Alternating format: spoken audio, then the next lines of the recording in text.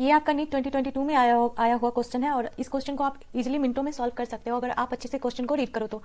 और ये statement type का क्वेश्चन है, जैसे कि आप स्टेटमेंट दिया हुआ स्टेटमेंट फर्स्ट एंड सेकंड, उसको आप अच्छे से रीड करो। Mycoplasma can pass through less than 1 micron filter size. अगर हम 1 माइक्रोन फिल्टर साइज, ये फिल्टर का साइज क्या है, 1 माइक्रोन है, और इसे माइक्रोप्लाज्मा को पास करवाते हैं तो माइक्रोप्लाज्मा पास कर जा रहा है, इस क्वेश्चन में बोला गया है।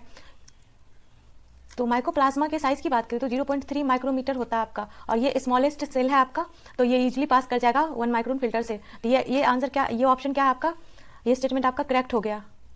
एंड सेकेंड स्टेटमेंट को अगर हम अच्छे से देखें तो माइक्रोप्लाज्मा और बैक्टीरिया, यस माइक्रोप्लाज्मा क्या है आपका, बैक्टीरिया है विथ सेल वाल, नहीं इसमें सेल वाल नहीं पाया जाता। माइक्रोप्लाज्मा बैक्टीरिया है without cell wall, without cell wall, ये एक्सेप्शन केस होता है बैक्टीरिया का, जिसमें कि सेल वाल नहीं पाया जाता है। तो आपका सेकेंड ऑप्शन जो है वो स्टेटमेंट जो है इनकरेक्ट है। तो in the light of ever statements choose the most appropriate answer from the option given below.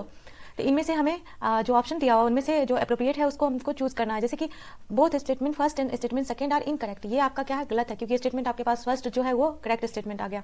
Second option क्या है आपका, स्टेटमेंट फर्स्ट इज करेक्ट, ये तो सही चल रहा है अभी तक, but statement second are incorrect, ये क्या है आपका, यहीं से तो आंसर आपको आ गया। आपका सेकंड तो इनकरेक्ट इसमें है ही, तो आप इस क्वेश्चन का आंसर क्या हो गया आपका, बी। पर फिर भी हम पूरे ऑप्शन को सही से पढ़ेंगे। स्टेटमेंट फर्स्ट इज इनकरेक्ट, ये तो गलत हो गया, but statement second are correct, गलत। Both statement first and second are correct, ये भी गलत, यानी कि इस क्वेश्चन का आंसर क्या हो गया आपका, बी। अगर हम इस क्वेश्चन को देखें तो which of the following nucleic acid is present in organism having a 70S ribosome only. इसमें क्या बोला गया है, ये क्वेश्चन 2019 का है नीट का, और इसमें आपको बोला गया है कि 70S कंटेनिंग राइबोसोम ऑर्गेनिज्म में न्यूक्लिक एसिड कैसा पाया जाएगा। तो 70S जैसे ही बात कर रहा था, आपको आपने पढ़ा होगा कि प्रोकैरियोट्स में जो राइबोसोम होता है वो आपका 70S होता है। इनडायरेक्टली आपको यहाँ पे प्रोकैरियोट्स के बारे में ही पूछ रहा है, प्रोकैरियोट्स का न्यूक्लिक एसिड कैसा होना चाहिए। तो double stranded circular DNA with histone protein, नहीं प्रोकैरियोटिक में हिस्टोन प्रोटीन नहीं पाया जाता डीएनए में।